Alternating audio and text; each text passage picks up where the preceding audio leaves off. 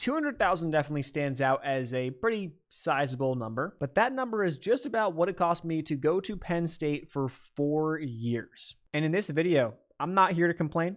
I'm not going to try to convince you to do something, but it's been a couple of years, and so I have been emotionally removed from this big financial decision that I made now multiple years ago. And I figured it was time to take a step back and actually talk about it, because I never really talked about it on here in its own dedicated video. I've talked about it in the live streams in the past, but it's finally time to do a deep dive. First things first, let's get into why I went to Penn State in the first place. Now, I'm originally from Southwest Connecticut, about an hour and a half or so outside of New York City. That's where my parents originally were working. My parents are from Brooklyn, and we have ties to the Northeast. So Penn State was kind of a logical option, not that far away. It was about 4 hours or so away from where I lived. And so from my perspective as a kid who was really interested in a specific program, Penn State kind of made sense. And where I went to high school, it was I'm not even going to say kind of, no, 100%. This is just the facts. Looked down upon if you were not going to college or if you were going to community college. I don't care what you want to say right now. I don't care what any counselor, teacher, blah, blah, blah would say now looking back. That's how it was. Whether it was social pressure, it was a lot more than that. There was like many, many meetings and different things that they would make you do, talking about how important college was, all this different stuff. So me being 17 years old at the time, I got to go to college, right? And at the time, I had been very interested in, and I still am, and I was for many, many years prior to that, interested in the weather and radars, models, all these different things. So I was like, okay, well, that kind of makes sense. Like, that's where I'm passionate. That's where my interests are. I'm going to go to a school that caters to that. And there's not every school has a meteorology program. Penn State just so happens to have one of the best. Penn State, Oklahoma, there's some other ones, but there's like the bigger names. All right, upon editing this, I realized Penn State really fell off massively. I had to scroll all the way down. Apparently, based off some article, usnews.com, how reliable that is, they rank number 65 in the world, or I guess number 65 for atmospheric science and meteorology, 84 in best global universities, whatever. Kind of shit, if you ask me. I definitely remember them being way, way higher. Maybe things have just changed, I guess, in the time since I graduated. And I was like, wait, 4 hours away? Seems like a school I could probably get into. And, was not like necessarily like super easy, but, if you had decent grades and decent SAT score, you probably were able to get in, at least at the time that I applied. I'm not sure how it is now. I would imagine it's similar. And I was like, all right, well, that's where I'm going to go. And once I went and visited, my eyes were set and my sights were set. I was like, this is where I'm going to go. And I had options to go to other schools. Could have gone to Ohio State for about $10,000 a year or so less. I had scholarship money there. I got some minor scholarships and some minor little things here and there, but for the most part, this was me out of state, full on, we got to pay it. Now, my parents at the time had, well, they still do, 4 kids, but my siblings they're 4 years younger. They're in high school, five years back. They're 4.5 years younger than me, but they're like 5 years back. So they're in high school, and they're like, hey, if you make a decision, like, this is on you, we're going to have to get loans, and this is what it is. They had saved some money from many, many years ago, but they put in one of those like college savings accounts, but it helped with the first semester a little bit. But other than that, they're like, hey, like, this is going to be on you. We're going to take the loans out. We'll help with the loans out in terms of like co-signing on a loan, because that's how it kind of goes. But, you got to pay it back because you got 3 other kids here. Like, we can't really afford to pay everyone's tuition. So I was like, oh, yeah, fine, no big deal, whatever. And so I decided to sign up for $200,000 of debt. At the time, when I was 17, did I really know I was going to get into that much debt? No. But that's what I did. Eyes were set. Sights were set. I wanted to do it. And that's what we did. Now, I might get deeper into this in the future, but in terms of like in-state schools, I could have gone to Western Connecticut State University, which I believe is kind of like a community college, or I could have gone to UConn. UConn did not have the program, They didn't have a meteorology program. So it would have been like, well, why am I going to UConn? And WestConn they had a good program, but it's a community college. If I said I was going to a community college, you're going to a community college. A lot of social pressure. I'm going to be honest. Like, was that the reason? No, not necessarily. Because I was like, well, I can get into a better school, so I'm going to go to a better school, right? That's what everyone tells you. It's smarter, go to a better school, better, recognition, bigger alumni base. Yeah, it makes sense, right? So I'm like, okay, I'll put the investment in. I'm going to go to the better school, and it'll pay off. That was honestly what I was thinking at the time. I didn't really think about how much money and interest rates and all this stuff. Didn't cross my mind one bit when I was making that decision. Completely honest. That's how I was thinking. And should I have thought differently at 17? I don't know.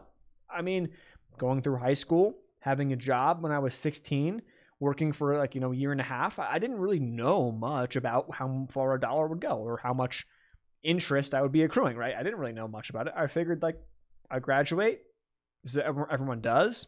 I'll get a job. I'll be able to pay it back and move out, live, and be fine. Now, before I get into my post-grad reflection, I do want to mention a little bit about my experience at school. If you want to skip this, you can.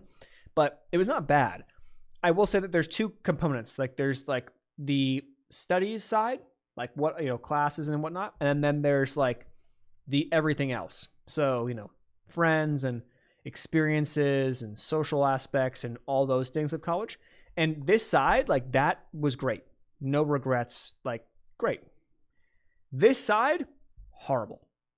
When it comes to my studies, my experience doing it, I paid $200,000 to go through the ringer when it came to classes. And I'm not, by no means, was I very naturally inclined in a lot of math and physics and sciences, which is what I had to get into. And essentially, for those who don't understand, my path to my major was essentially the same core path that an engineering major would take. And then once you get to your prerequisites and you get into your major specific classes, we kind of divert, right? And you go into your specifics to your major, which was a lot more technical than I thought. I thought it was forecasting and having fun. No. That was a class. That was one class. You know what I mean? The rest of it, in my opinion, was not awful, but it was everything else that went in to the forecast and the models that you look at and that you build, which is great for those who want to go down that route and who will make better models and really just transform the future of forecasting. All the power to you. But that's not where my head naturally was inclined to move, right? Or my brain was not I'm so interested in this.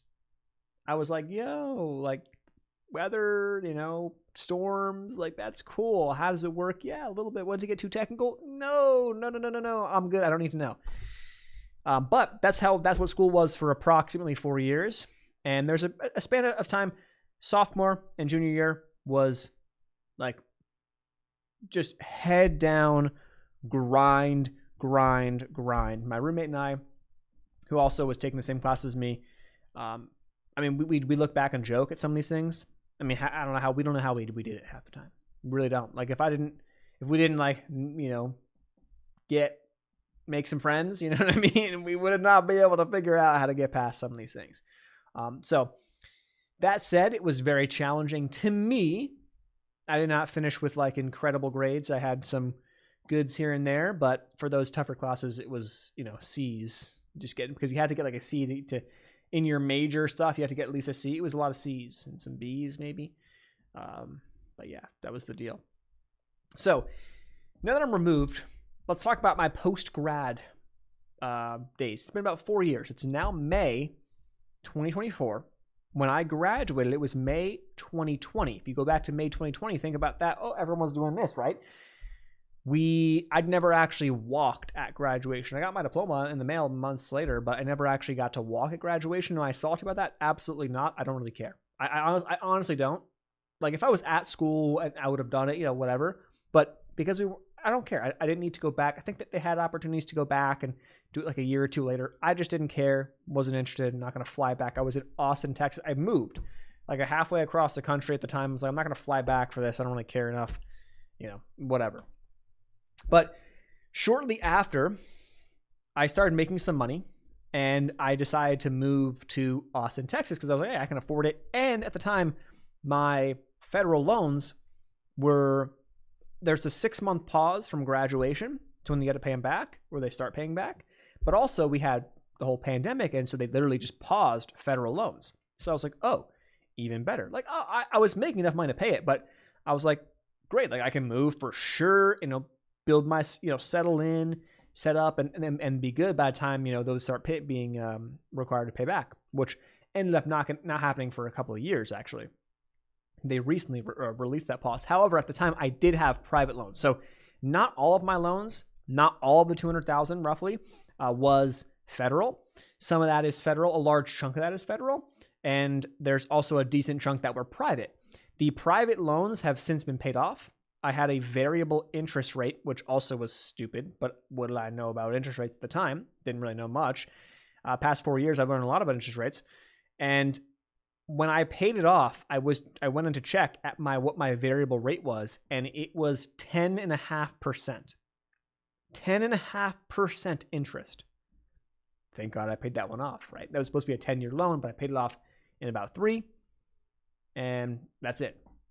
The next loan I've been now paying down. We recently refinanced it, but I have been paying 2 to 3x the minimum payments every single month. And so we're accelerating that process down. So right now we're currently sitting about halfway through having paid off all the student loans, which is great.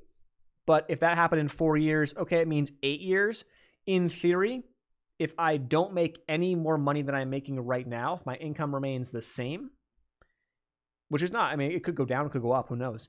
If my income remains the same, I should probably pay it off in about 7 years, because the way that this works, right, I'm paying a lot more is being applied to the principal as I'm, getting the loan down, because now I'm paying more than the minimum payments. And so now you're not, if you know how interest works, you understand what I mean. More is getting applied to principal each month because I'm paying much more than the minimum. That said, at the time, I was kind of doing I don't want to say free, I'm going to call it freelance stuff, because I had my hands in a lot of different things, and I still do, and I like it that way. Okay, I like it, my hands dirty and into things.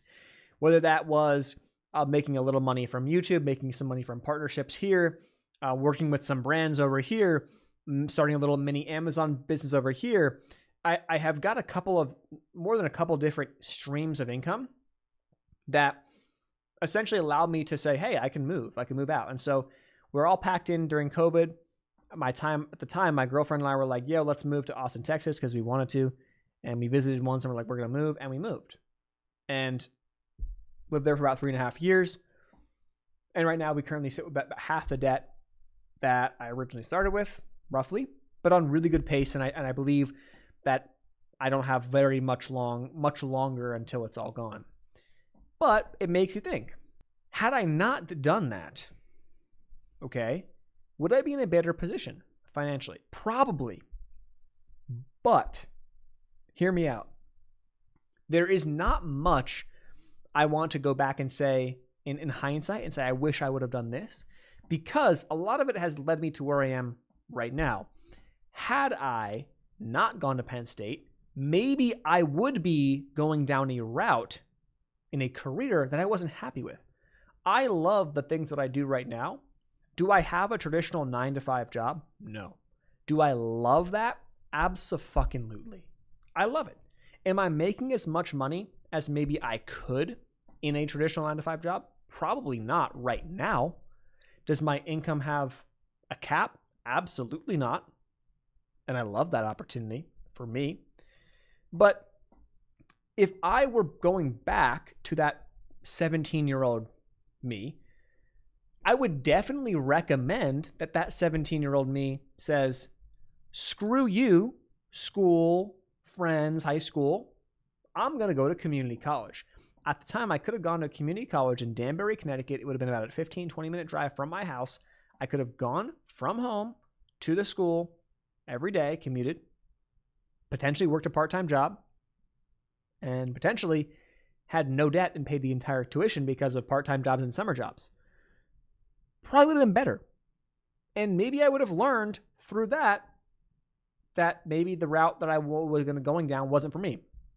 But I take you back, one step back, to junior going into senior year at Penn State. I got an internship.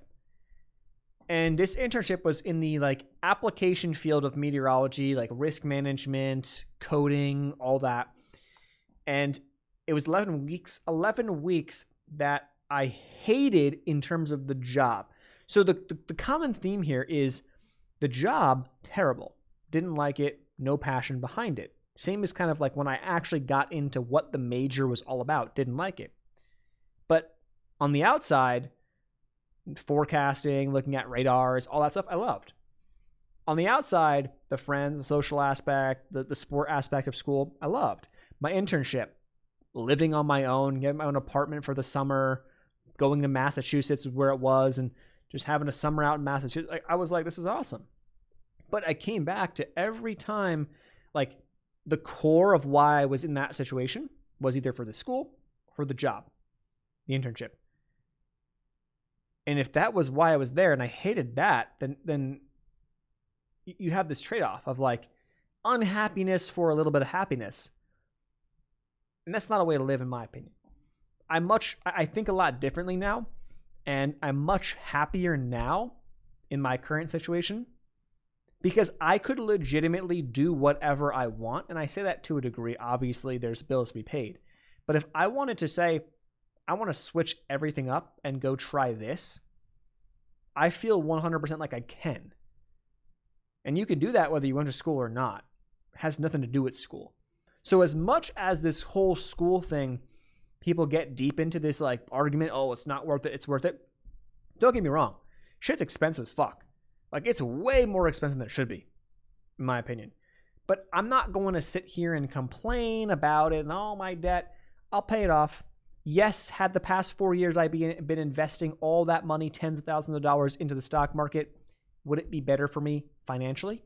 Yeah. Yeah, it probably would. But would I be where I'm at right now? Would I get into... This is the path that I chose. It's the path that I'm on. And I can't really go back and change it. All I can do is look forward and live right in this path. So that's it. That is my current state of my financial burden that I took on a couple of years ago, more than a couple of years ago, back when I really was 17.